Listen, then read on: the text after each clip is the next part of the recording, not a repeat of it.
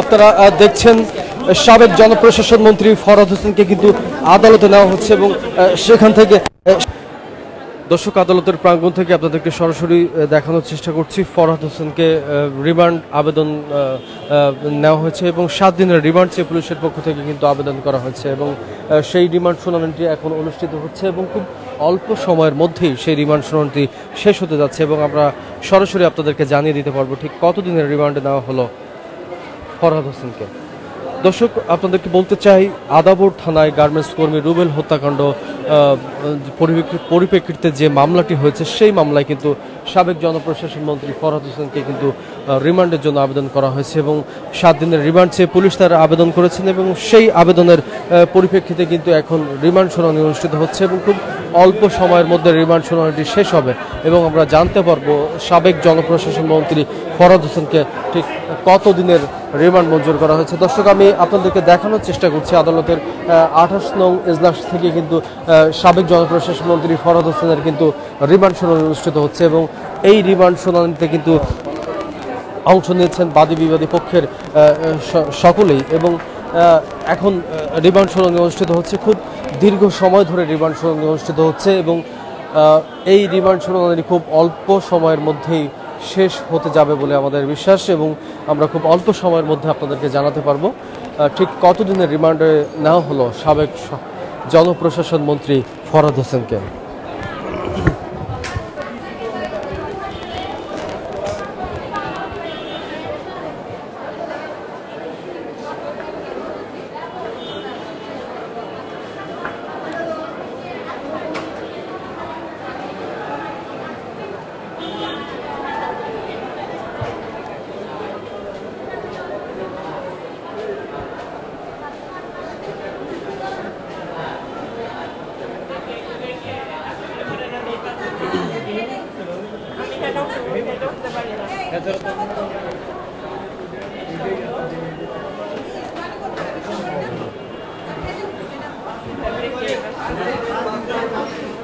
পাওয়া যায় না।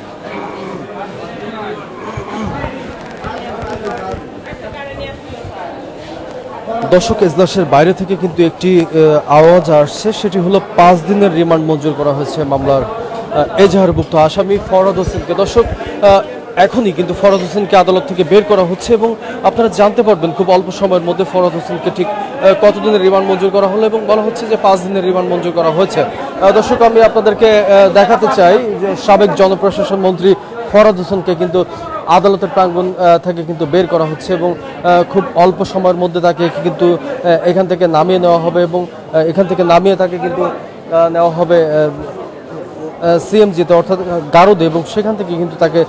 পরবর্তীতে রিমান্ডের জন্য নেওয়া হবে। দর্শক খুব দীর্ঘ সময় ধরে কিন্তু এই রিমান্ড শুনানি অনুষ্ঠিত হলো এবং এখনই কিন্তু তাকে আদালত থেকে কিন্তু বের করা হচ্ছে। দর্শক আমি আপনাদেরকে সরাসরি দেখানোর চেষ্টা করছি, এক্ষুনি আদালত থেকে বের করা হচ্ছে সাবেক জনপ্রশাসন মন্ত্রী ফরহাদ হোসেনকে কিন্তু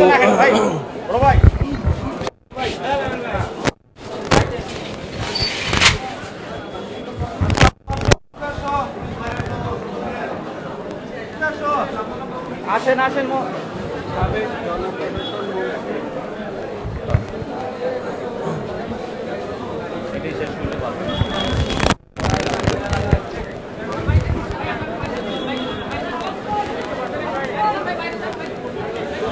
দর্শক আপনারা দেখছেন সাবেক জনপ্রশাসন মন্ত্রী ফরহাদ হোসেনকে কিন্তু আদালত থেকে বের করা হচ্ছে এবং 7 দিনের রিমান্ড চেয়ে যে আবেদন করা হয়েছিল তার প্রেক্ষিতে তাকে কিন্তু 5 দিনের রিমান্ড মঞ্জুর করেছে এবং সেই 5 দিনের রিমান্ড মঞ্জুর করা পরবর্তীতে তাকে কিন্তু আদালত থেকে কিন্তু তাকে কিন্তু নামানো হচ্ছে। দর্শক আমি আপনাদেরকে সরাসরি দেখানোর চেষ্টা করছি, সাবেক জনপ্রশাসন মন্ত্রী ফরহাদ হোসেনকে কিন্তু আদালত থেকে নামানো হচ্ছে এবং এখান থেকে নামিয়ে তাকে কিন্তু সিএমজি তাকে কিন্তু গারদে নেওয়া হবে এবং গারদে নেওয়া শেষে তাকে কিন্তু আপনারা দেখছেন সাবেক জনপ্রশাসন মন্ত্রী ফরহাদ হোসেনকে কিন্তু আদালতে নেওয়া হচ্ছে এবং সেখান থেকে সেই আদালতে কিন্তু তাকে রিমান্ড মঞ্জুর করা হয়েছে এবং 5 দিনের রিমান্ড মঞ্জুর শেষে তাকে কিন্তু আদালত থেকে বের হচ্ছে। দর্শক আমি আপনাদেরকে সরাসরি দেখানোর চেষ্টা করছি ঢাকার চিফ মেট্রোপলিটন ম্যাজিস্ট্রেট আদালতের থেকে তাকে কিন্তু বের করা হচ্ছে। দর্শক আপনারা দেখছেন সাবেক প্রতাপশালী মন্ত্রী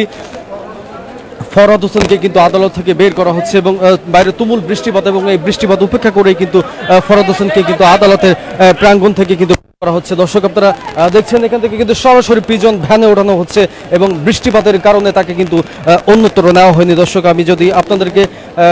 আরো বলতে চাই, সাবেক জনপ্রশাসন মন্ত্রী ফরহাদ হোসেনকে কিন্তু আদালত থেকে বের করে কিন্তু সরাসরি প্রিজন ভ্যানে ওঠানো হচ্ছে এবং সেখান থেকে তাকে কিন্তু সরাসরি নেওয়া হবে রিমান্ডের জন্য।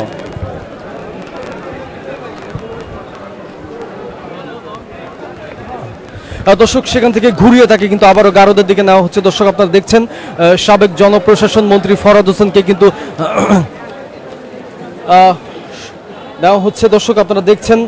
সাবেক জনপ্রশাসন মন্ত্রী ফরহাদ হোসেনকে কিন্তু গারদে নেওয়া হলো। অবশেষে সরাসরি তাকে কিন্তু প্রিজন ভ্যানে ওঠানোর কিন্তু একটি চেষ্টা ছিল, কিন্তু সেখান থেকে তাকে কিন্তু ঘুরিয়ে আবারও গারদে নেওয়া হলো। দর্শক এতক্ষণ আপনারা দেখলেন কালবেলা লাইভে আপনাদেরকে দেখানোর চেষ্টা করেছি সাবেক জনপ্রশাসন মন্ত্রী ফরহাদ হোসেনকে কিন্তু আদালতে নেওয়া হয়েছিল এবং গতকাল রাতে তাকে গ্রেপ্তারের পর তাকে কিন্তু আদালতে তোলা হয়েছিল এবং পুলিশের পক্ষ থেকে 7 দিনের রিমান্ড চাওয়া হয়েছিল এবং 7 দিনের রিমান্ডের শুনানি শেষে তাকে কিন্তু 5 দিনের রিমান্ড মঞ্জুর করেছে আদালত।